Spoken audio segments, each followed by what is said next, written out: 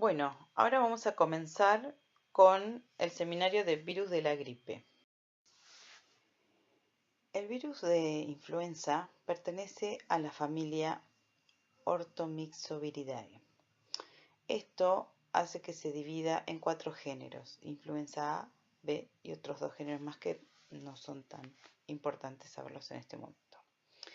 El virión está constituido por 10 proteínas estructurales diferentes, de las cuales las de mayor importancia, como se observa en el gráfico, son la hemaglutinina, la neuraminidasa y la nucleoproteína.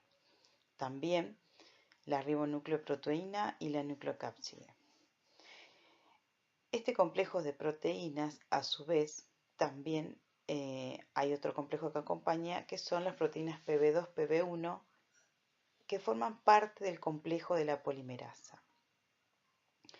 Existen además 2 proteínas que no son estructurales. De ellas, la NS1 solo se detecta en células infectadas. Sin embargo, la NS2 se ha identificado recientemente asociada a M1. Cuando hablamos de el virus de influenza, están descritos 15 subtipos de proteínas de hemaglutinina y neuraminidasa.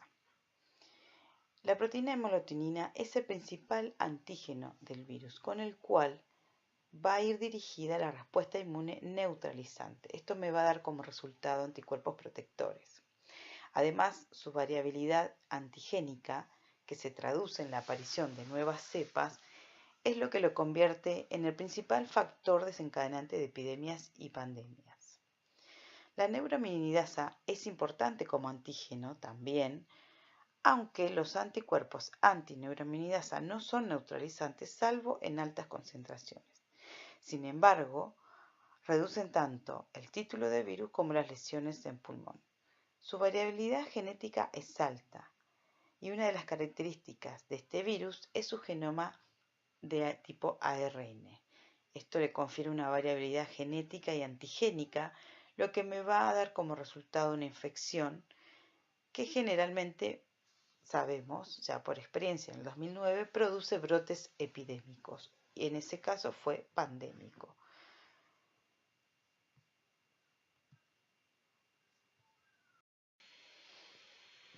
Bien, como dijimos, este tipo de virus tiene la facilidad de generar nuevas cepas por mutación y reorganización de sus segmentos genéticos entre las distintas cepas humanas y animales.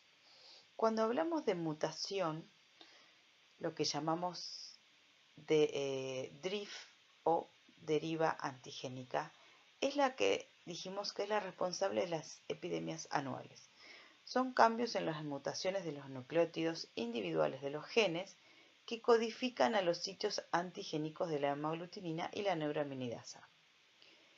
Cuando decimos reorganización, tipo shift o salto antigénico, es el responsable de las pandemias periódicas en el caso del virus de la gripe A. La hemaglutinina se da cuando 2 virus de influenza diferentes infectan una misma célula, debido a que el genoma es segmentado y habiendo 2 cepas virales en el proceso dentro de una misma célula. Esto es relativamente frecuente y produce la introducción genómica en la cápside del virus que antes no correspondía. Por lo tanto, este tipo de proteínas de superficie, como hablamos la hemaglutinina en el neuraminidasa, le confiere una clasificación. Por ejemplo, H1N1, H3N2, H5N1 y así sucesivamente. Una de sus características más importantes es que son pleomorfos, son esféricos. La envoltura, como dijimos, tienen estas proteínas como la hemaglutinina, la neuraminidasa, la proteína de membrana que se designa con la letra M, M2, y en la cara interna está revestida por la proteína de matriz que se designa con las siglas M1. El genoma de los virus de la gripe A y B tiene 8 segmentos en su nucleocápside helicoidal y hay un ARN en sentido negativo unido a una nucleoproteína y transcriptasa, por la cual va a facilitar el ingreso a la célula y comenzar su replicación. La gripe es la infección vírica más frecuente y significativa.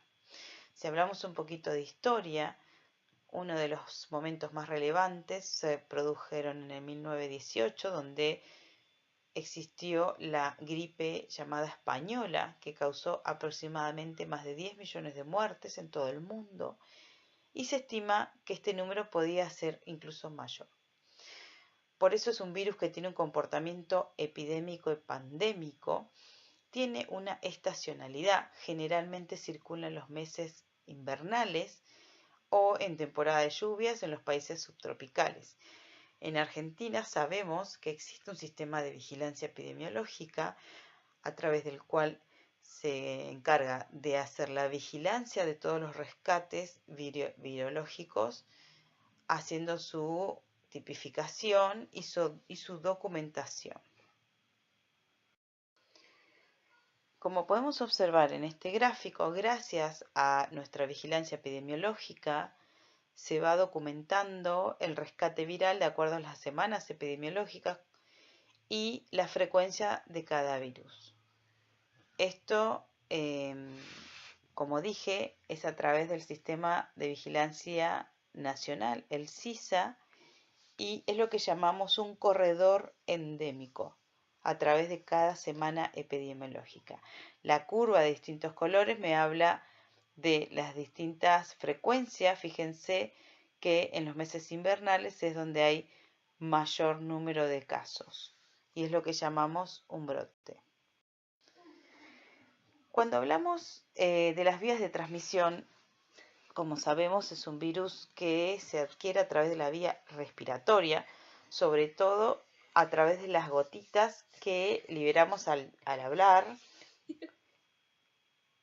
Y es importante que el mayor contagio se produce cuando estamos a una distancia de aproximadamente 1 metro. Estas partículas, si bien no quedan suspendidas en el aire, nosotros inhalamos por nuestra vía aérea y rápidamente van al tejido respiratorio. Otra de las formas que también podemos adquirir el virus es por contacto con estas determinadas gotas que contienen el virus, que a través de tocar distintas superficies sin higienizarnos las manos y tener contacto con nuestra vía aérea, al tocarnos la cara o los ojos, podemos adquirir y comenzar nuestro cuadro infeccioso. Una vez que el virus ingresa a través de nuestra vía aérea, va a penetrar en nuestra barrera de defensa. Recuerden que en las primeras clases hablamos de la inmunidad innata, donde todo el tejido respiratorio estaba revestido por una capa de mucina que actúa como como una primera etapa de defensa. Nuestra célula epitelial de nuestro tracto respiratorio es su principal blanco, por lo cual se va a unir a esta superficie a través del antígeno viral y de la galactosa del ácido siálico de nuestra célula hospedadora. Eso va a lograr la endocitosis del virus, con lo cual va a generar una vesícula endocítica que va a permitir que ingrese al interior de la célula y de esa forma va a sufrir cambios en la membrana. En este cambio hablamos de las proteínas de tipo M1, M2, previamente. Va a desprender el genoma viral de tipo ARN al citoplasma y este mismo, a través de un mecanismo dependiente de ATP, va a transportarse al núcleo. Una vez dentro del núcleo, se va a producir la transcripción y la traducción por las enzimas y ribosomas de nuestra célula y eso va a dar como resultado nuevas partículas virales. De esa forma se va a replicar dentro de su célula de su huésped. Por eso, cuando hablamos de qué tipo de protección poseemos para defendernos El primer contacto dijimos que es la barrera o sea, la inmunidad innata, esta capa mucociliar que reviste todo el endotelio respiratorio. Después tenemos el pH del estómago, enzimas como la colagenasa, la hialuronidasa y la tripsina.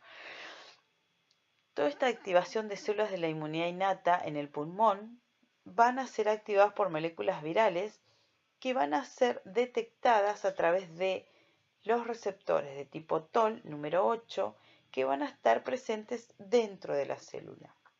Esto va a lograr una atracción de células de la inmunidad, como por ejemplo los macrófagos y las células dendríticas, y van a dar como resultado productos derivados del oxígeno como el anión superóxido, peróxido de hidrógeno, radicales de hidroxi, óxido nítrico y demás. Luego de comenzar esta primera etapa de una activación de la inmunidad innata, va a dar como resultado una tormenta de citoquinas. Esto me va a permitir la liberación de interleuquinas tipo 1, factor de necrosis tumoral, interleuquinas tipo 6, 8 y de interferón, por lo cual esta liberación por parte de las células del huésped va a atraer a los linfocitos y a los leucocitos. Este tipo de células también me va a lograr la liberación de prostaglandinas, en especial el tipo 2, y las partículas virales de hemaglutinina y neuraminidasa van a actuar como pirógenos. Por lo tanto, me va a empezar a elevar la temperatura y esta liberación de las citoquinas proinflamatorias va a llevar a una hiperactividad del sistema bronquial y obstrucción de la vía aérea, por lo cual vamos a empezar con dificultad respiratoria y aumento de secreciones. Este tipo de hiperactividad y de tormenta citoquínica me lleva a un infiltrado leucocitario y de células y a su vez este tipo de replicación viral dentro de la célula va a destruirlas. Por lo tanto, va a prolongarse todo este proceso inflamatorio y la tormenta de citoquinas. Cuando tenemos que describir lo que llamamos inmunidad adaptativa, es la respuesta inmune que está mediada por anticuerpos.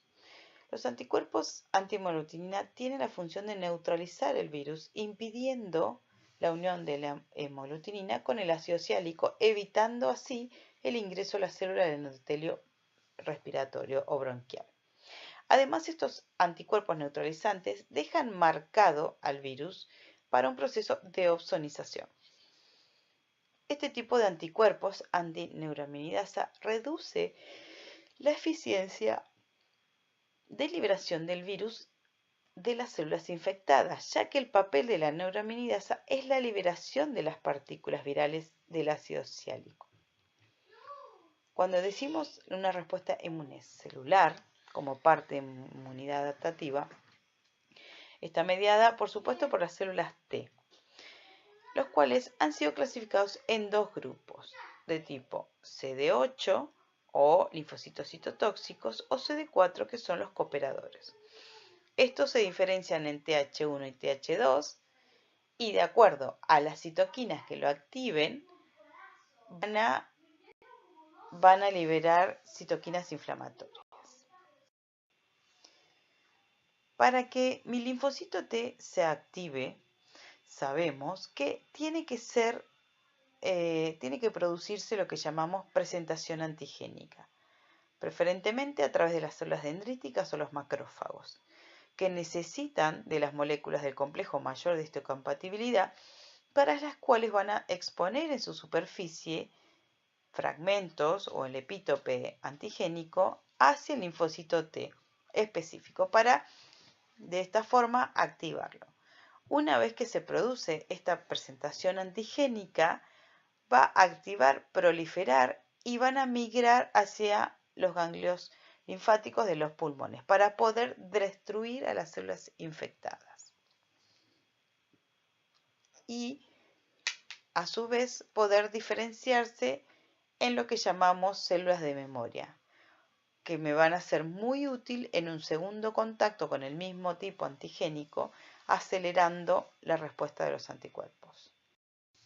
Es importante saber que una persona infectada puede contagiar hasta un día antes de presentar algún síntoma y hasta 5 a 7 días después de haber comenzado los síntomas. El virus de la gripe preferentemente produce síntomas respiratorios, los cuales son fiebre, escalofríos, malestar, cefalea, mialgias. Cuando el proceso es más severo, ya vamos a tener dificultad respiratoria y, como dijimos, esta respuesta hacia la cascada de citoquinas me provoca una hiperreactividad bronquial con aumento de las secreciones, también me da mayor tos. ¿Qué es importante para nuestra materia que ustedes entiendan? El diagnóstico. El diagnóstico de una enfermedad en primera parte siempre va a ser clínico, el interrogatorio y el examen físico, que me va a dar todos estos datos que previamente les dije. Y lo segundo es cuál es el mejor método para llegar a mi diagnóstico microbiológico. Recuerden que en el caso de virus de gripe, los métodos de mayor porcentaje de gol estándar es el cultivo.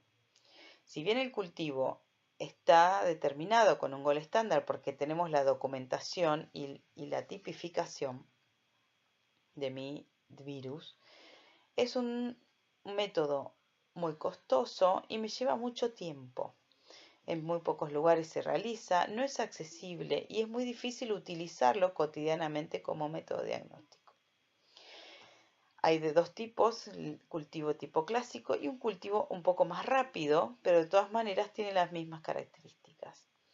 Sin embargo, lo más accesible y útil y rápido, que también tiene buenos resultados, es la detección del antígeno por inmunofluorescencia o a través de el método directo de tipo real-time o PCR.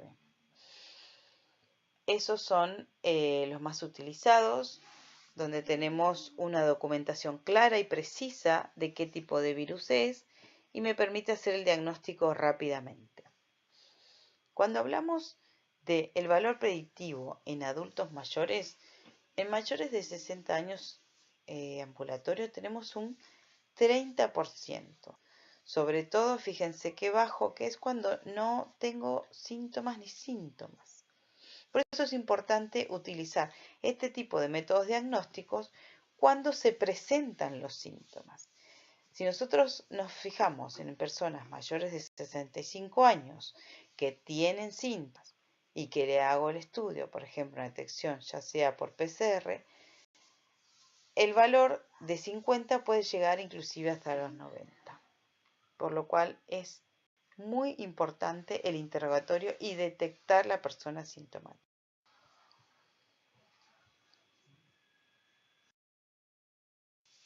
¿Cuáles son los puntos de prevención? Dijimos que es importante cubrirse la nariz y la boca al toser, así evito la dispersión de las gotas de secreciones respiratorias que puedan contener el virus, lavarse las manos frecuentemente para evitar contraer el virus a través de superficies contaminadas, evitar lugares concurridos con poca distancia y poca ventilación, evitar saludar de mano o de beso cuando esté uno enfermo y por supuesto concurrir rápidamente a un servicio de salud evitando la automedicación.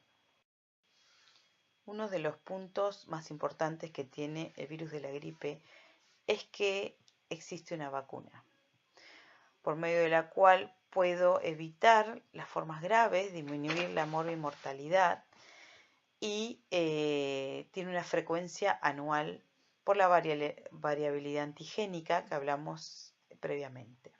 ¿Cuáles son las indicaciones? Son todas las personas mayores de 65 años, el personal de salud, embarazadas en cualquier trimestre, las puérperas hasta el egreso hospitalario de los máximos 10 días, personas de 2 a 64 años que contengan algún factor de riesgo o comorbilidad. La indicación a partir de los 6 meses en los niños y hasta los 2 años en niños sanos. Si es de primera vez son 2 dosis y si ya la recibió previamente es una sola. Y en adultos es una sola dosis. Bien, bueno, espero que le haya sido útil y nos estaremos viendo pronto.